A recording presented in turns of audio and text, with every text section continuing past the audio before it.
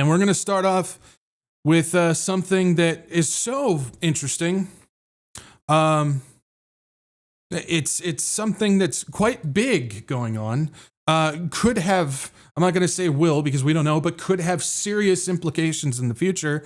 But for some reason, it's being swept under the rug. It's a topic that's being completely avoided here in the prophecy community. That, again, if it was Joe Biden, they would have been making breaking news videos about it. But because it is Trump, they're going to ignore it. Or if they do somehow bring it up, they'll defend it in some type of way, which is indefensible in my opinion.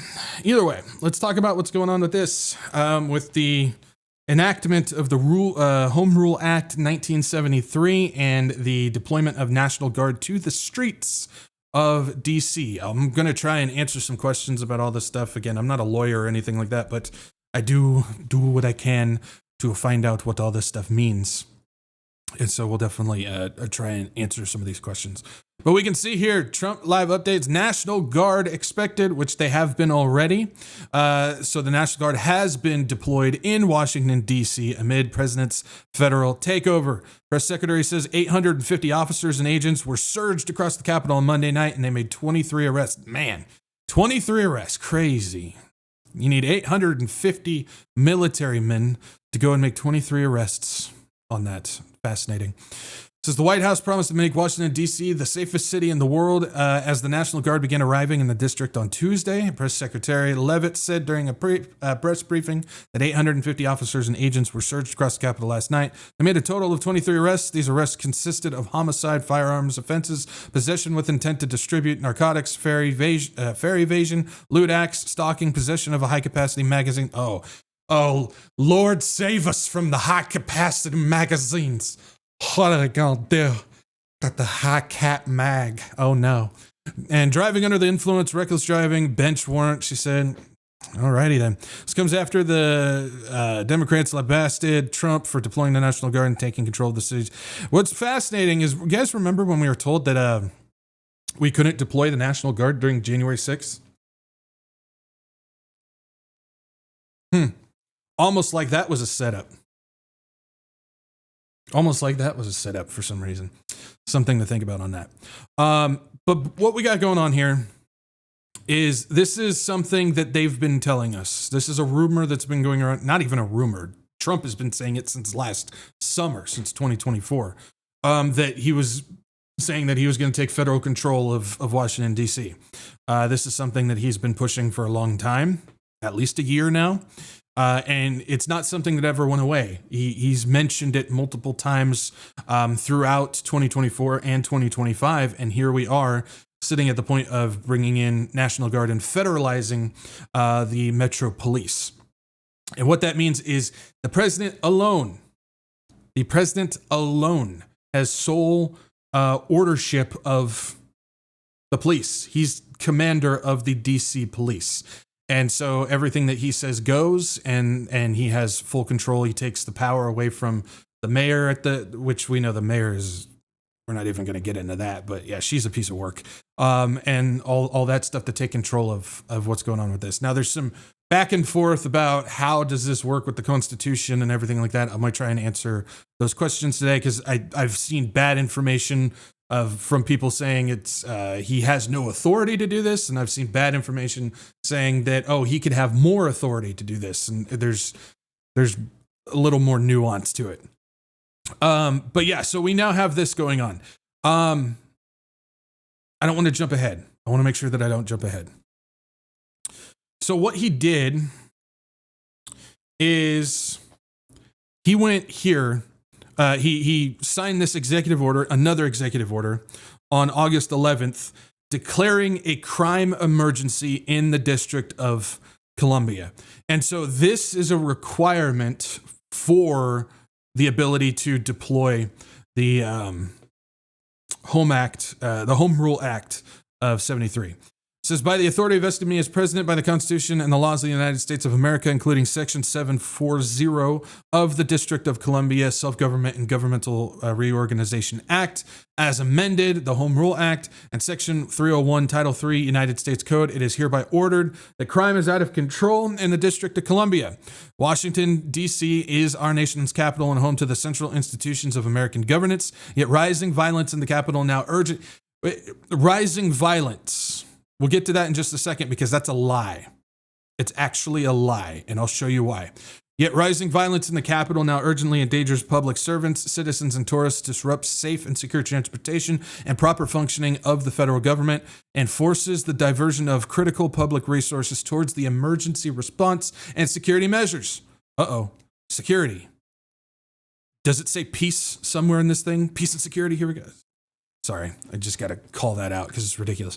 The city government's failure to maintain public order and safety has been dire impact on the federal government's ability to operate efficiently to address the nation's broader interest within fear of our workers being subjected to rampant violence. And if you guys want to go and read it, you guys can. We're not going to go through the whole thing. There's no reason to. Hang on to the thing that he says, yet rising violence in the Capitol. Hang on to that, because I'll show you that they're talking out both sides of their mouth. But according to the Home Rule Act of 1973, a crime or some type of emergency like this must be declared for them to federalize the police and bring in the National Guard. That is a requirement for this. And so what I want to do is, rather than reading through everything and making you guys sit through all that stuff, I just made a quick thing that we can jump through. So Home Rule Act of 1973, this is what he's referring to that's allowing him to do this. So in Article 1, Section 8, Clause 17, it says Congress holds authority over the district. Washington, D.C. is not a state. Now, this is important to understand. Washington, D.C. is a district. That's why it's the District of Columbia. It is not a state. It has different rules that apply to it. And what this means is there's no governor authority over the district. Congress itself, not the president, Congress holds the authority over that district. So basically the police and all the law authority that the governors have, or in another state we have. Well, we're supposed to. That's what sheriffs are for. Sheriffs are constitutional. Police are not. We're not going to get into that whole thing, but that's how it works because we're supposed to have representative government. But the police are actually hired guns for the state that we don't have any authority over, which goes against the Constitution. But that's how it's supposed to be set up. And so a regular state has law enforcement that is a representation of us that we actually have authority over. The DC is not a state. It's a district, and so Congress itself holds authority. And so how the police works there, the Metropolitan Police works in that region, is Congress is supposed to have control over them. But for the most part, they just hire people to have control and just let them go and do what they're going to do. And so in Article 1, Section 8, Clause 17, Congress holds the authority over the district, except when the president initiates an emergency like he just did, like a crime emergency. Section 740, which is 1-207.040, says if emergency is declared, which it just was, we just showed the executive order, the president may take federal control of Metro Police for 48 hours or 30 days if notice given to Congress. Congress may enact law for extension. And so this is where we start getting into sketch zone, to say the least. So, according to the Home Rule Act of 1973, when the emergency is declared, the president takes federal control over the police for 48 hours. After 48 hours, it goes back to what it was, unless the president gives written notice to Congress that he wants extension, and it can go up to 30 days. After 30 days, you can't extend it anymore unless Congress, the Senate, and the House of Representatives enact a law for an extension to it. So as of right now, Trump has 30 days of control of the police and the National Guard on the streets of DC. As of right now, he's got 30 days. What we need to be watching for, I'm calling on you guys. Pay attention, because if you start seeing the Senate and the House of Representatives start to come together and introduce something to extend this act, to extend the federal police control, pay attention. I may not see it. Let me know. So if you see that, please email that to me so I know what's going on. Because if they start doing that and they enact the law, they can extend this federal police control for however long that they want to. And now you have DC that's in under full federal control, lockdown, pretty much. The president will have control of everything going on there. And so what I want to do is, before we get further on that, I want to pull this up so you guys can actually see it from the document itself. Can you guys read that? I hope you guys can read that. Let's see, can I make it bigger? Will it fit? It won't fit. Okay, it's going to have to be like that. So this is section 7.4 of the Home Rule Act. So this is straight off of the document itself. It says, notwithstanding any other provision of law, whether the President of the United States determines that special conditions of an emergency nature exist, which require the use of the Metropolitan Police Force for federal purposes, he may direct the mayor to provide him, and the mayor shall provide such services of the Metropolitan Police Force as the president may deem necessary and appropriate. In no case, however, shall such services made available pursuant to any such direction under the subsection extend for a period in excess of 48 hours, unless the president has, prior to the expiration of such period, notified the chairman and ranking minority members of the committees on the District of Columbia, of the Senate, and the House in writing as to the reason for such direction and the period of time during which they need for such services is likely to continue. So basically what we just went over before. When an emergency is declared, president is granted federal police access to the Metropolitan Police Force for 48 hours unless he gives written notice to the Senate and the House, and then he gets it for 30 days. And that's what we've got so far. So it says, subject to the provisions of the subsection C of this section, such services made available in accordance with the subsection of this section shall terminate upon the end of such emergency, the expiration of a period of 30 days following the date on which the services are made available, or the enactment into law of a joint resolution by the Congress providing for such termination, whichever occurs first. And then, notwithstanding the foregoing, we'll skip that section because it's just repeating what we saw. D here, it says, except for the extent provided for subsection C of the section, no such services made available pursuant to the direction of the president pursuant to subsection A of the section shall extend for the period in excess of 30 days unless the Senate and the House of Representatives enact into law a joint resolution authorizing such an extension. So again, there's a lot of legal stuff on there. That's why I tried to do a simple breakdown, but I wanted you guys to see it straight from this thing. Why am I talking about this? Why am I going over all the details and stuff like this? Because I don't want any confusion out there. Like I said, I've seen so many reports that is getting it wrong on both sides of the fence that I just want to make sure that we truly understand what this is. So you guys aren't confused. I remember when I saw the reports coming in, I was confused too. It's like, what is this? I don't know what this means. And so I wanted to make sure that you guys were aware of the details of this. So I just wanted to make sure that that's what we went over. All right, let's get back to this because there's a couple other things I want to go over on this. So along with this, that's what the document says, the 73 document says. Couple things to point out. The DC statehood movement.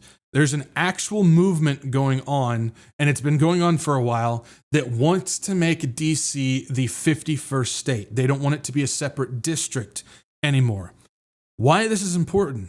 If Congress, the president, and the Supreme Court were within a state, if DC became a state and it had a governor and all that, the state would hold the U.S. government hostage. Unless they have a governor that's on the payroll, which they obviously would. Now, there's a lot of ways that this could go. The reason for that being is if the president and Congress and the Supreme Court and everything were actually a part of a state, the Constitution would then, certain laws and amendments within the Constitution would then apply to them, which means that the governor would actually have control of what the president and the Supreme Court and stuff could do. If the Congress said, we enact such and such to send this type of resource to this type of state, the governor could say, nope, I don't authorize that. And they wouldn't actually be able to do it because the Constitution, as I've said before, the Constitution overrules all of those. The Constitution overrules Congress, the Constitution overrules the president, and the Constitution overrules the Supreme Court. That's how it's supposed to work. Now, it doesn't work that way now. We all know that. Constitution, it's to them, it's not even worth wiping their hindquarters with. But still, that's how it's supposed to work. And so if this was to happen, DC did become a state, then this could actually absolutely happen. But on the other side, if they did make it a state and they bring in a governor or whoever it is to that's on their payroll, that's basically just an acting puppet, then we start getting into an unraveling of how everything would work. And you could start seeing total dictator control over the entire United States because of new rules and laws and amendments that would start taking place. And things could really start getting unhinged. So things could get very interesting very fast. I also have this to pull up, just to let you guys know, to see it. This is as a talking point. This came out about 5 hours ago today. It says, why isn't DC a state? Trump's takeover reignites call for statehood. President Donald Trump's decision to place the DC police under direct federal control and deploy some 800 National Guard troops in the city has spurred calls once again to make DC a state, with Democratic leaders and advocates contending that the statehood could have protected the district from Trump's interference and shielded the city government from its threats of a broader federal takeover. Again, we just went over how it could go either way depending on who actually has authority, who has governing authority of that state, and so on and so forth. But I did want to let you guys know that this is a major talking point again because of what's going on in regards to this. And so the last thing I want to point out on this says normalizing federal police. The expansion of federal police into other states would create a standing army within the country.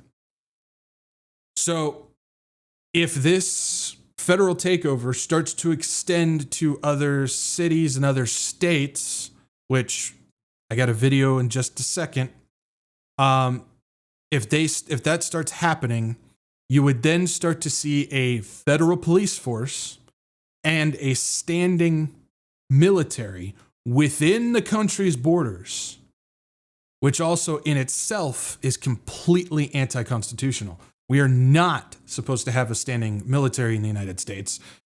That's why the Second Amendment explicitly says militia, not standing army. And so this would go against the Constitution. This would be the creation of a federal police force, and we would have military walking the streets of the United States. Doesn't that give you guys the warm and fuzzies on the inside? Brings all the warm and fuzzies out, doesn't it? Yeah, so we'll talk about that in just a second. I want to make sure that I'm getting everything here. Okay, so hang on to the expansion section. Let's talk about what we were talking about before, where they said increase in violent crimes in DC. Talking out of both sides of their mouth. If we go to the U.S. Attorney's Office, January 3rd, 2025, violent crime in DC hits 30-year low.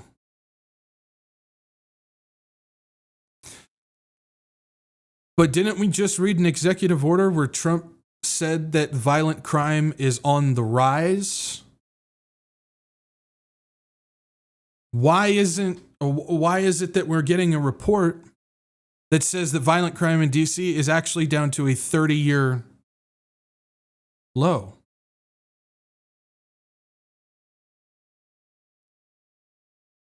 Something's not adding up. There's something more to this. Because the report that we're getting from the attorney's office is telling us the exact opposite of the executive order that just gave Trump federal control of the police in D.C. for at least 30 days. If that's not enough, at the same briefing where they were announcing this deployment of the National Guard and so on and so forth, Kash Patel said something that doesn't mash well either. Let's take a look and see what he's got to say. Our children, and the murder rates are plummeting. We are now able to report that the murder rate is on track to be the lowest in U.S. history, in modern recorded U.S. history, thanks to this team behind me and President Trump's priorities. At the same meeting that they said that they were declaring the emergency and they got to federalize the police and they got to send out the National Guard because of rising stuff, Kash Patel went up to the same podium and just said that it's decreasing and it's on track to be the least in U.S. history. So what's going on here? What is actually happening here? Because we're getting told one thing and we're getting an action of one thing, but yet we're getting reports and from the same podium getting told that that's not true. There's something more to all of this. There's absolutely something more to everything that we've got going on. And I think it has something to do with this. Trump names 5 cities as he said National Guard deployment will go further. He's warning other states and other cities that he's going to start doing the same thing there. He's going to start sending the military to walk the streets.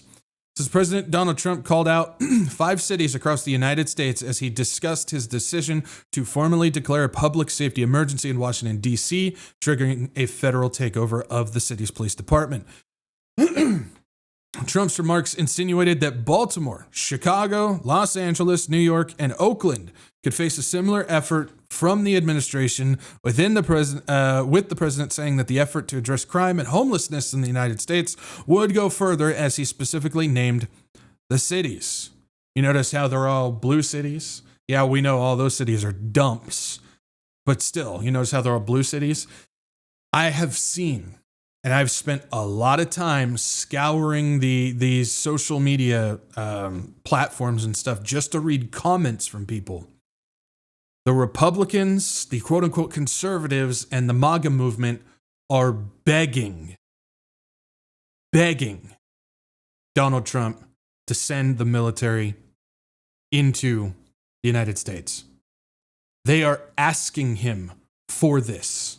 They are literally asking for federal police and the military to walk the streets of the United States. This is where we're at now. Remember the whole rebuilding trust? That was the name of the WEF Davos meeting from 2024 back in January about rebuilding trust. And then here comes Donald Trump. People are not only in support of dystopian dictatorship, for fascism, for total takeover and control of not only the country, but your lives, but they are now begging for it. They are begging for it because who it is. Literally. So fascinating. I remember when we were still having this debate a couple months before the selection was taking place and whatnot. And we were hearing from all the conservatives. We were hearing from all of the prophecy teachers. We were hearing from all these talking heads from all these podcasts that called themselves conservative. We were hearing from all these people that said if Kamala took over as president, we would have a dictatorship and military walking the streets of the United States. They said that multiple times for months. But Trump's doing it. And now it's either silence or they're in support of it. Do you guys see how politics plays the mind? Do you see how this allows Satan into the mindset of people. This is what happens. This is what happens. And like I said at the very beginning of this move that Trump just did, dead silent in the prophecy community. I've been looking.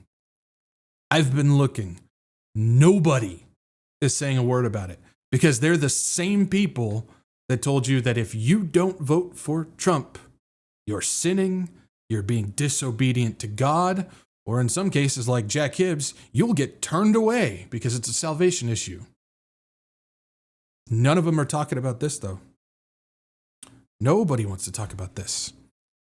And now we have the conservative podcasters, we've got the MAGA movement people, and we got all these people that are literally begging to have the military walking the streets. Fascinating how that works. Here is Trump at his briefing. This is the same one that Kash Patel said that, oh no, we're on track to have the least in U.S. history, even though all this stuff. This is Trump straight from the horse's mouth confirming this. And we're going to have the same thing here. But then I'm going to look at New York in a little while. Let's do this. Let's do this together. Let's see. It's going to go pretty quickly. And if we need to, we're going to do the same thing in Chicago, which is a disaster. We have a mayor there who's totally incompetent. I cut it short because he goes on for about 3 minutes of just bashing the governor and all that stuff, which is pointless. We're not even going to get into that. But basically he's confirming, he's warning these cities, we're going to come after you. We're going to do the same thing there. We got to do this. And we've got the reports coming out that says if the homeless refuse to go to one of their shelters, which I think is the beginning of concentration camp stuff, to be honest. They just call them shelters, but I believe that they're moving the homeless into camps. If the homeless refuse to do that, then they will be arrested, sentenced, and thrown in jail, and all that type of stuff. Do you guys see what's going on here? I really hope that you are.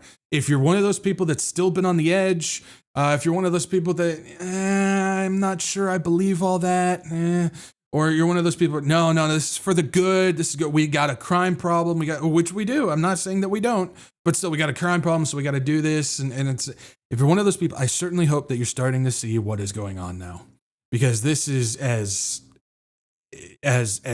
clear as day.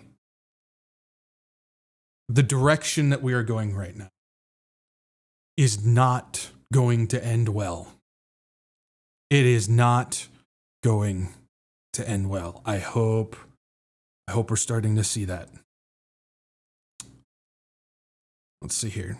Now, coming along with this, we got this announcement now. It says the Pentagon is planning a quick reaction force for civil disturbances. Go away, video. It says the Trump administration is looking at plans to set up a 600-person National Guard quick reaction force to deploy to U.S. cities to quell protests or other unrest.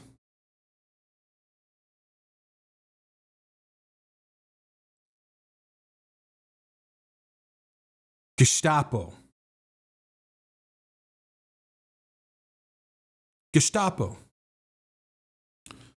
Internal Pentagon documents reviewed by the Post lay out the parameters for a domestic civil disturbance quick reaction force, calling for hundreds of Guard members outfitted with weapons and riot gear to be on constant standby, standing military, and deployable in as little as an hour. The proposal, if enacted, would be another expansion of Trump's use of U.S. troops on American soil. The commander-in-chief on Monday declared he was deploying 800 National Guard troops in D.C. to combat what he claimed was a scourge of violent crimes and drug use, even as D.C. police data shows violent incidents in the city have fallen off sharply since 2023. We just went over that. As part of that effort, Guard members on Tuesday morning began reporting to the D.C. Armory. The documents reported, compiled by the National Guard officials as recently as late July and early August, lay out a plan in which troops would be split into two groups of 300 and stationed at military bases in Alabama and Arizona. The proposal would also contains discussions about the potential societal implications in setting up such a program, as well as budget projections, which show the effort could cost hundreds of millions of dollars if military aircraft were needed to be ready at all times. The program could be created and funded at the earliest in fiscal 2027 if using the Pentagon's annual budgetary process, with an open question as to whether it could begin sooner through the other means of funding, which we already know that over $1 trillion in the big, beautiful bill, $1 trillion goes straight to defense budget.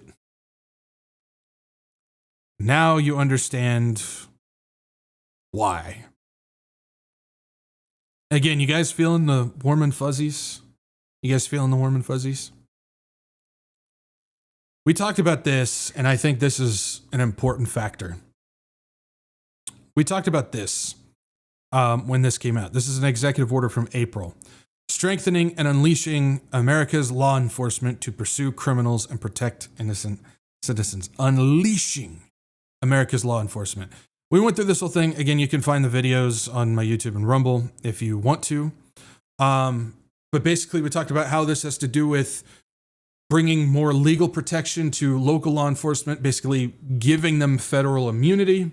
We talked about how that local law enforcement will receive military training and military equipment. We talked about how basically the Attorney General will solely decide on what charges to press towards what case that's brought there, and any cases that they deem unnecessary will instantly be dropped. We've gone over this before, basically talking about this. This has to do with creating a standing federal police force with the Department of Homeland Security, basically giving them unfettered access to every state to pursue whoever they want to, and grants them the ability to use force against American citizens. And then you combine that with the a directive that was released by the DOD that any military that comes alongside the local police department is granted the ability to use lethal force against American citizens as well. What we are seeing in DC, these things are active now. I hope you realize that. Federal police, or the police, have been given federal immunity and through federal control through this thing. The military is coming alongside them, which grants them access to the ability to use lethal force against U.S. citizens. And we know what's going on with the whole ICE situation, which is connected to the DHS and everything that's happening there. We are seeing these things happen on our very ground. This is way past anything that it's supposed to be. This is creating something. This is building something. Now, I can't sit here and tell you what the next step is going to be. I can't sit here and tell you the next step. I can't tell you what this will eventually lead to. I can't, because I don't know. None of us know. We don't know where this is going to go. But what we can do is we can look at past history here in the United States and in other countries, compare the steps that have already been taken, and project a possibility of what is coming. And with the threats to start going into other states, with the threats of having a standing military that alongside federal immune police with the ability to use lethal force against U.S. citizens. And now they're going after the homeless, shipping them off to camps. And if they don't want to go there, then they get sent to jail.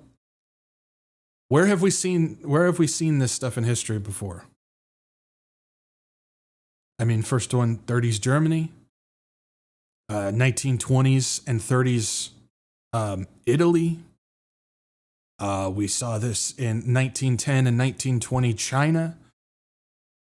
We've seen all these moves before.